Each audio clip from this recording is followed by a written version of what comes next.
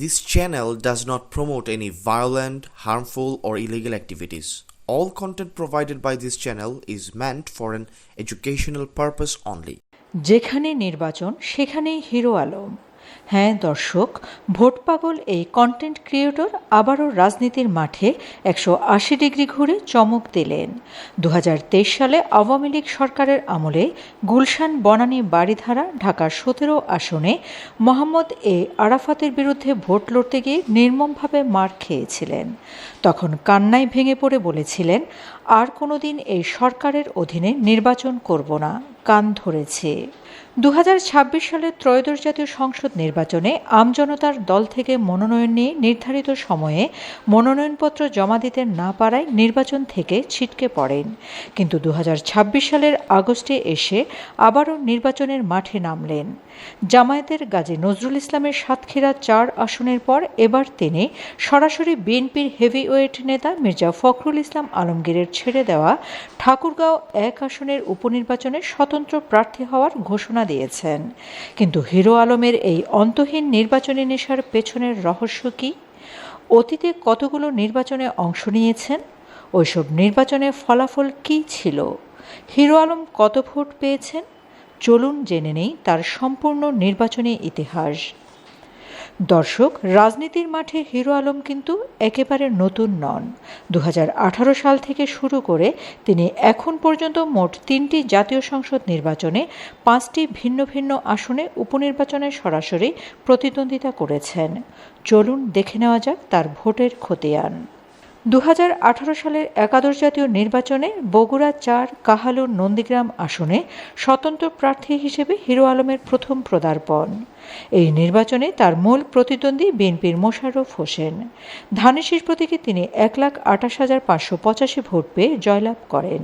তার নিকটতম প্রতিদ্বন্দ্বী আওয়ামী লীগ সমর্থিত জাতীয় সমাজতান্ত্রিক দল জাসদ প্রার্থী AKM রেজাউল করিম তানসেন। নৌকা প্রতীকে তিনি পেয়েছেন 86,048 ভোট। আশরাফুল হোসেন আলম হিরো আলম সিংহ প্রতীকে 638 ভোট পেয়েছিলেন। ভোটের দিন দুপুরেই কারচুপির গুরুতর অভিযোগ এনে নির্বাচন বর্জনের ঘোষণা দেন হিরো আলম।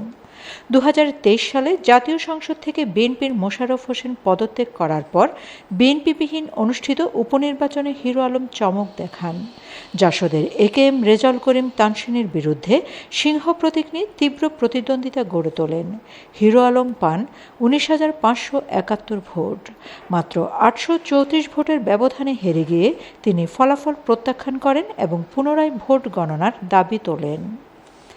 একই দিনে বগুড়া 6 আসনে লড়েছিলেন তিনি, তবে আওয়ামী লীগের রাগেবুল আহসান রিপুর কাছে পাত্তা পাননি। এখানে মাত্র 5,274 ভোট পেয়ে আবারও জামানত হারান এবং নির্বাচন ব্যবস্থার ওপর তীব্র ক্ষোভ প্রকাশ করেন। কিন্তু হাল ছাড়েনি নির্বাচন পাগল হিরো আলম। সংসদে তাকে যেতেই হবে।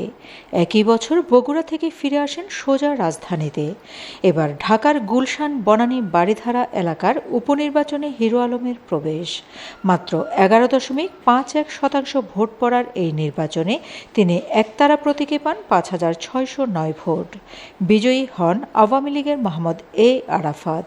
তবে ভোটের ফলাফলের চেয়ে বড় হয়ে ওঠে ভোটের দিন কেন্দ্রের বাহিরে হিরো আলমকে রাস্তায় ফেলে বেদম মারধরের ঘটনা, যা আন্তর্জাতিক মহলেও তীব্র নিন্দার ঝড় তোলে। জাতিসংঘ তীব্র নিন্দা জানিয়ে হিরো আলমের পক্ষে বিবৃতি দেয়, যা ছিল নজিরবিহীন ঘটনা।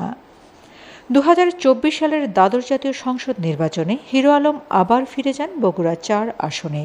এবার স্বতন্ত্র ছেড়ে বাংলাদেশ কংগ্রেসের ডাব প্রতীক নিয়ে ভোটের মাঠে নামেন। তার মূল প্রতিদ্বন্দ্বী ছিলেন আওয়ামী লীগ সমর্থিত মহাজোটের প্রার্থী জাসদের রেজাউল করিম তানসেন। তবে বিএনপি সহ প্রধান বিরোধী দলগুলোর নির্বাচন বর্জন এবং ভোটার খরার কারণে হিরো আলম কোনো প্রভাবই ফেলতে পারেননি।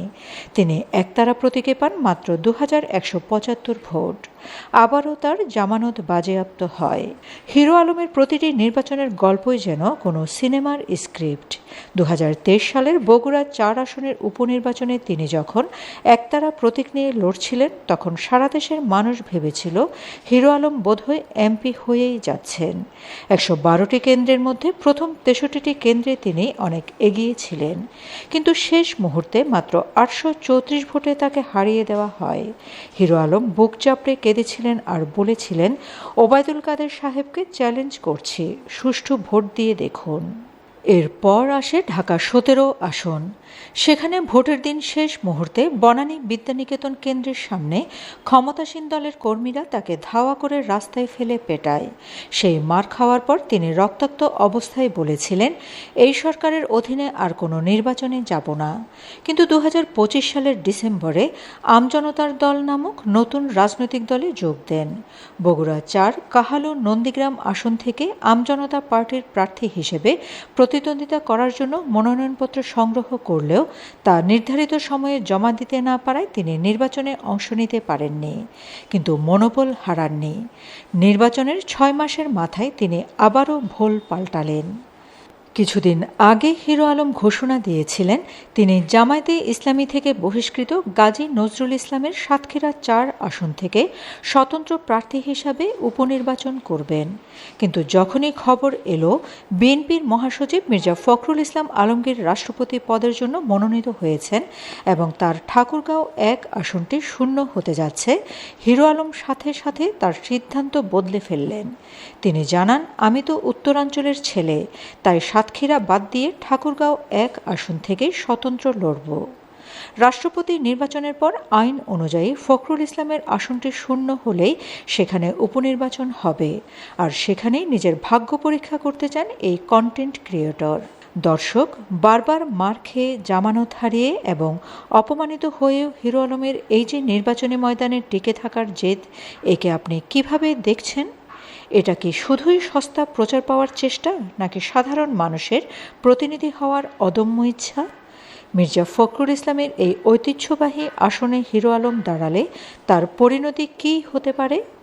আপনার মূল্যবান মতামত অবশ্যই নিচে কমেন্ট করে জানান।